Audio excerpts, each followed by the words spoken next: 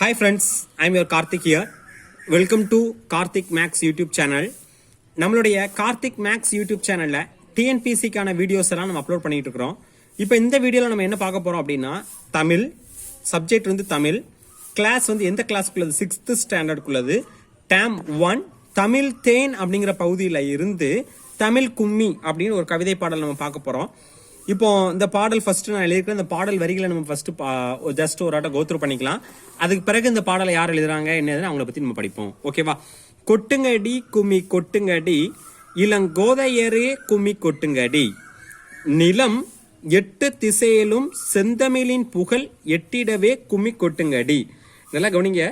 இளம் பெண்களே தமிழின் புகழ் 8 திசைகளிலும் பரவிடும் வகையில் கைகளை கொட்டி கும்மி அடிப்போம். ஓகேவா? அடுத்து ஊழி பலநூறு கண்டதுவாம் அறிவு ஊற்றனும் நூல் பல கொண்டதுவாம் பெரும் ஆழி பெருக்கிற்கும் காலத்திற்கும் முற்றும் அழியாமலே நிலை நின்றதுவாம் அப்படின்னு சொல்றாங்க. சரியா? ஊழி பல நூறு கண்டதுவாம் அறிவு ஊற்றனும் நூல் பல கொண்டதுவாம் பெரும் ஆழி பெருக்கிற்கும் காலத்திற்கும் முற்றும் அழியாமலே நிலை நின்றதுவாம் அப்படின்னு சொல்றாங்க. இதுக்கு என்ன அர்த்தம் அப்படின்னா பல நூறு ஆண்டுகளை கண்டது நம்முடைய தமிழ் மொழி. அறிவு ஊற்றாகிய நூல்கள் பலவற்றை கொண்ட மொழி.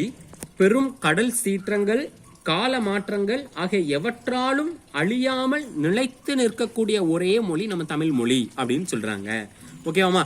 அடுத்து பொய் அகற்றும் உள்ள பூட்டருக்கும் அன்பு பூண்டவரின் இன்ப பாட்டிருக்கும் உயிர் மெய்ப்புகட்டும் அறமேன்மை கிட்டும் இந்த மேதினி வாழ்வழி காட்டிருக்கும் அப்படின்னு சொல்றாங்க. சரியா? பொய்யை அகற்றும் மொழி தமிழ். அது மனதின் அறியாமையை நீக்கும் மொழி. அன்புடைய பலரின் இன்பம் தரும் பாடல்கள் நிறைந்த மொழி. உயிர் போன்ற உண்மையை ஊட்டும் மொழி. உயர்ந்த அறத்தை தரும் மொழி. இந்த உலகம் சிறந்து வாழ்வதற்கான வழிகளையும் காட்டும் மொழி தமிழ் மொழி அப்படின்னு சொல்றாங்க. இந்த அருமையான பாடலை யார் எழுதியிருக்காங்கன்னு கேட்டீங்க அப்படின்னா பெருஞ்சித்திரனார் அப்படிங்கிறவங்க எழுதியிருக்காங்க. இது எந்த கவிதையில இருந்து எடுத்து எழுதியிருக்காங்க அப்படின்னா கனிச்சாறு அப்படிங்கிற கவிதையில இருந்து எடுத்து எழுதியிருக்காங்க. பெருஞ்சித்திரனார் எழுதியிருக்காங்க. எந்த கவிதை தொகுப்புல இருந்து எடுத்து எழுதியிருக்காங்க? கனிச்சாறு அப்படிங்கிற கவிதை தொகுப்புல இருந்து எடுத்து எழுதியிருக்காங்க. இப்ப நம்ம அடுத்து பார்க்க போறது என்ன அப்படின்னா இந்த பாடல இருக்கக்கூடிய ஒரு சில முக்கியமான வார்த்தைகளுக்கு பொருள் சொல்லியிருக்காங்க. அது என்னென்ன பொருள்னு பார்ப்போம். ஆழி பெருக்கு அப்படின்னா கடல் கோள். ஆழி பெருக்கு அப்படின்னா கடல் கோள். ஓகேவா? ஊழி அப்படின்னா நீண்டதொரு கால பகுதி. ஊழி அப்படின்னா நீண்டதொரு கால பகுதி. மேதினி அப்படின்னா உலகம். அடுத்து உள்ள பூட்டு அப்படின்னா அறிய விரும்பாமை. உள்ள பூட்டு அப்படின்னா அறிய விரும்பாமை. அடுத்து பார்க்கலாமா? ஆசிரியர் குறிப்பு. அதாவது இந்த பாடலை கொட்டுங்கடி கும்மி கொட்டுங்கடி இந்த பாடலை எழுந்தது யாரு அப்படின்னு கேட்டா பெருஞ்சித்திரனார் அப்படிங்கிறவங்க எழுதியிருக்கிறாங்க. இந்த பாடலோட தலைப்பு தமிழ் கும்மி அப்படிங்கறது அந்த பாடலோட தலைப்பு. இது எதுல இருந்து எடுத்திருக்காங்க அப்படின்னா கனிச்சாறு அப்படிங்கிற ஒரு கவிதை தொகுப்புல இருந்து எடுத்து எழுதியிருக்காங்க. ஆசிரியர் பெயர் பெருஞ்சித்திரனார். இவங்களுடைய இயற்பெயர் மாணிக்கம். ஓகேவா? சிறப்பு பெயர் பாவலரேறு.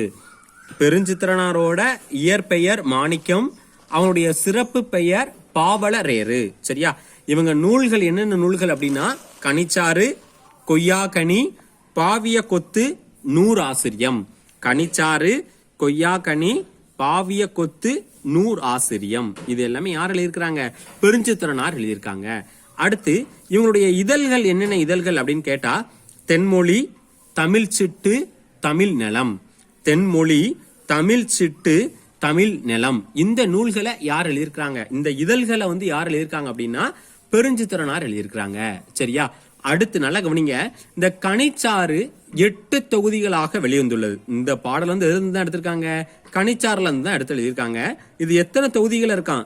8 தொகுதிகளாக வெளிவந்துள்ளது அப்படின்னு சொல்றாங்க. ஓகேவாமா? அடுத்து நம்ம புக்ல ஒரு பாடல் வரி கொடுத்திருக்காங்க. அது யார் எழுதியிருக்காங்க நம்ம பார்ப்போம்.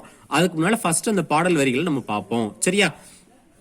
வான் தோன்றி வழி தோன்றி நெருப்பு தோன்றி, மண் தோன்றி மலை தோன்றி மலைகள் தோன்றி, ஊன் தோன்றி உயிர் தோன்றி உணர்வு தோன்றி, ஒளி தோன்றி ஒளி தோன்றி வாழ்ந்த அந்நாள், தேன் தோன்றியது போல மக்கள் நாவில் செந்தமிழே நீ தோன்றி வளர்ந்தாய் வாழி அப்படின்னு சொல்றாங்க. இந்த பாடல் வரியை யார் எழுதியிருக்கிறாங்க அப்படின்னு கேட்டீங்கன்னா வாணிதாசன் அப்படிங்கிறவங்க அந்த பாடல் எழுதியிருக்கிறாங்க. சரியா, வாணிதாசன் அப்படின்னா அந்த வான் தோன்றி எல்லாமே தோன்றி தோன்றின்னு வருது. சரியா, இந்த பாடல் இதுல இருந்து ஏதாவது ஒரு பாடல் வரியை கொடுத்து இது யார் எழுதினான்னு கூட கேட்கலாம். இதுக்கு முன்னால உள்ள பகுதியில, இதுக்கு முன்னால உள்ள வீடியோ இதே போல ஒரு பாடல் வரி பார்த்தோம். அது வந்து யார் எழுதியிருக்காங்கன்னு சொல்லுவோம், கவிஞர் காசி ஆனந்தன் அப்படின்னு சொன்னவங்க எழுதியிருக்கிறாங்க. அது வந்து இனிக்கும் யும்னு சொல்லி முடிஞ்சு வந்தது. இதுல வந்து என்னன்னா தோன்றி எல்லாமே தோன்றி தோன்றின்னு வருது. இந்த பாடலை யார் எழுதியிருக்காங்க அப்படின்னு கேட்டீங்கன்னா வாணிதாசன் அப்படிங்கிறவங்க எழுதியிருக்காங்க. சரியா, தென் இந்த தமிழ் கும்மி பகுதியில புக் பேக்ல இருக்கக்கூடிய ஒரு சில முக்கியமான வினாக்கள் நம்ம பார்ப்போம். தாய்மொழியில் படித்தால் மேன்மை அடையலாம். தாய்மொழியில் படித்தால் மேன்மை அடையலாம். தகவல் தொடர்பு முன்னேற்றத்தால் மேதினி சுருங்கி விட்டது. தகவல் தொடர்பு முன்னேற்றத்தால் மேதினி சுருங்கி விட்டது. நம்ம ஏற்கனவே மேதினி அப்படின்னா அதுக்கான பொருள் பார்த்திருக்கோம். என்னமா பொருள் பார்த்திருக்கோம்? உலகம். மேதினி இந்த வார்த்தைக்கு அர்த்தம் என்னமா? உலகம் அப்படின்ட்டு அர்த்தம். ஓகேவா, அடுத்து பார்க்கலாமா நம்ம. இப்போ இதுல வந்து என்ன கொடுத்துருக்காங்கன்னா ஒரு சில சேர்த்தெழுக பிரித்தெழுக எல்லாமே கொடுத்துருக்காங்க. அதை நம்ம பார்ப்போம். செந்தமிழ் இதை நம்ம எப்படி எழுதலாம்? செம்மை பிளஸ் தமிழ் அப்படின்னு எழுதலாம். செந்தமிழ் நம்ம எப்படி எழுதலாம்? செம்மை பிளஸ் தமிழ் அப்படின்னு நம்ம எழுதலாம்.